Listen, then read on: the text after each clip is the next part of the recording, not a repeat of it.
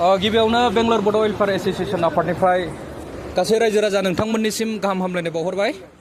दिनै बेंगलर बड' welfare association आफादा नैबे नेलमांला एरियायावहाय माखासे गान्जा सोबग्रा सेंग्रासाफोर हमनो मोननाय जादों। दा बिथांमोननि बैसोआ गोबां जायाखै, उन्दै उन्दै बैसो, नैबे ना एसे जाबाय बैसोआ। दा बेहा फेमिलि दङ, गथ' 3 गोनां। दा बिसोरो माने गुबुन जायगानिफ्राय लाबोनानै गान्जा सोबबाय थायो आरो। दा बेखौ दिनै जोङो हमनो मोननाय जादों आरोखि बेंगलर बड' वेलफेयार एस'सिएशन आफादा। दा जोङो गोबां सिन्था खालामनानै बिसोरखौ माने खनसेनि थाखाय निमाहा होबाय, लास्ट वार्निं। माने गोबां समनिफ्राय जोङो बुंहरबाय थादोंमोन, अब्लाबो मानियाखै।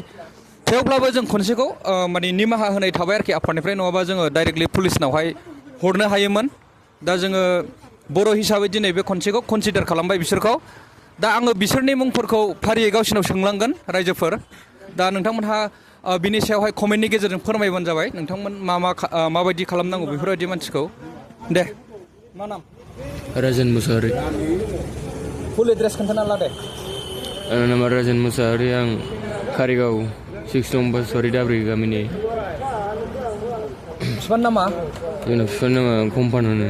बिमाना? बिमाना सिन' होनो। बेसे गोबावनिफ्राय गान्जा सोबोमोन? आङो बिदिनो 2 बोसोरसो जाबाय आरोखि ना। 2 बोसोरसो जाबाय ना? गामियाव सोबखायोमोन ना नोङो? गामियावनो सोबोमोन। ओमफ्राय दा बेंगलरावबो सोबो? दा बेंगलराव सोबो आरो। सोरनिफ्राय मोनो नोंसोरो बे गान्जाखौ? जोंनो सासे अट' ड्राइभार फैनानै होफैयो आरोना। ओमफ्राय दा नेक्स्ट टाइम जुदि सोबबावोबा मा खालामनांगौ नोंसोरलाय? जोंखौ एबारनिफ्राय सोबनाय खोनाबावोबा डाइरेक्ट जेलाव हरनो हागोन। डाइरेक्ट जेलाव? अके। मा नाम? बिरगोन ब्रह्म। बबेनि? सान्थिपुर ओरै काटाल जानानै। बिमा बिफानि नामा? आफा गैला, आइ दङ सुमति ब्रह्म। बेसे गोबाव जाखो गान्जा सोबनाया? आं बारा गोबाव जायाखै, बोसोरसे जानोसै। बोसोरसे? होमबा गोबाव जाबायना, बोसोरसेया गोबाव नङा नामा? बोसोरसे। ओमफ्राय बेंगलराव मा खालामफैयामोन? खामायनो फैदोंमोन। खामायनो फैदों। ओमफ्राय गान्जा सोबनायाव गारजोबो ना मारै जाखो? गारा। नेक्स्ट टाइम हमोबा हरदो पुलिसनो जोंखौ।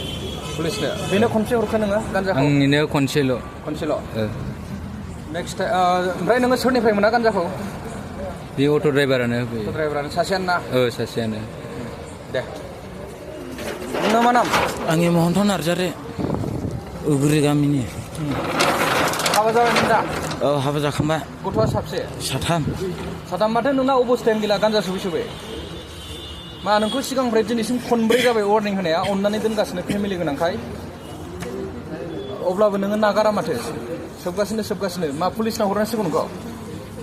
सोबबावगोन नामा नोङो? सोबखालिया। नेक्स्ट टाइम सोबबावोब्ला? जेलाव हरदो एबार। जेलाव? नों जेलाव थांना फिसाला मा खालामनांगौ? फेमिलिया मा जागोन जेनेबा नों जेलाव थाङोबा? हा?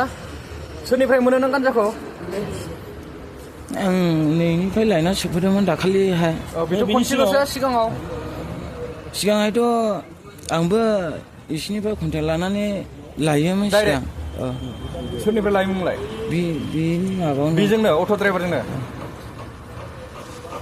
दे, मा नाम? आङो दिलिंटन नार्जारि। बबेनि? जोंनि गामिया बेंटल उगुरि गोलैयो आरोना। बिमा बिफानि नामा? आंनि बिफानि नामा फिलिमन, ओमफ्राय बिमानि सोमस्रि आरोना। दा गान्जा सोबनाया नोंना? गान्जा सोबनाया आंथ' बारा गोबाव जायाखै जानायालाय। बाहायबाय आं खेबथाम खेबब्रै बाहायनायालाय। आं गोबांबो बाहायनाय जायाखै आरो। ओमफ्राय गारनो हागोन ना हाया? आं गारनो हायो। माब्लानिफ्राय गारगोन? हायोमोन, आं गारखाबाय गारनायालाय। सोबनाया आं गोबावखासै। दा नोंसोरखौ दिनै लास्ट चान्स होबाय हा। दाथ' नोंसिना बिमा बिफाबो नोंजोंनो लोगोसे बेंगलरावनो थाखायो नङा होमबा, मोनसे जायगायावनो, नैबे नेलमांला आश्रम होननायाव। थेवब्लाबो नों बेफोरबायदि मावबावो, बिमा बिफाया नोंसिना नोजोर होआ नामा, बादा होना होआ? आंखौ नुवामोन ना। सोबखुमायोमोन? दे, जाबाय दे, र' दाननो नाङा दे। रायजोफोर, नोंथांमोनहा नुखाबाय नङा होमबा गान्जा सोबग्राफ्रा। दा बेफोरबायदि बबेबा एरियाफ्राव जुदि गान्जा सोबग्रा बा ड्राग्स लाग्रा दङबा नोंथांमोनहा जोंनिसिम फोरमायहरनो हागोन कन्टेक्टनि गेजेरजों। जोंनि कन्टेक्ट नाम्बारा ससियेल मिडियाआव अलरेडि दंखायो।